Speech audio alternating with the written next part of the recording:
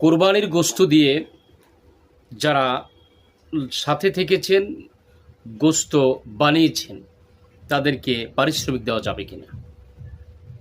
এটি গুরুত্বপূর্ণ প্রশ্ন। অর্থাৎ যারা এই কোরবানির পশুর সাথে অনেক সময় নিজেরা কোরবানি দেই, তারা নিজেরা কাজ করতে পারি না, সময় দিতে পারি না, অন্যের মাধ্যমে করায়। এখন এই যে আমাদের সাথে থেকে পরিশ্রম করলো, সময় দিল, এখন কি কোরবানির গোশতের বিনিময় অথবা কোরবানির অন্য কোনো একটি অঙ্গের বিনিময়ে তার পারিশ্রমিক দেওয়া যাবে কিনা? প্রিয় ভাই, এটা কখনোই করা যাবে না, কখনোই না। কোরবানির কোনো একটি অংশ বিক্রয় করা যাবে না, এবং কোরবানির কোনো একটি অংশ বিক্রয়ের মাধ্যমে ওটা দ্বারা পারিশ্রমিক দেওয়া যাবে না।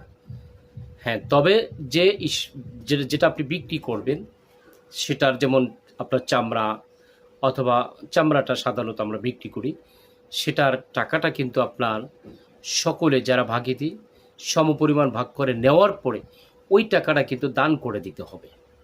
টাকা দ্বারা কোনো পারিশ্রমিক দেওয়া যাবে না। আসলে আমরা এই গুরুত্বপূর্ণ মশলাটা নিজের আমল করি এবং অন্যের নিকট ছড়িয়ে দিই।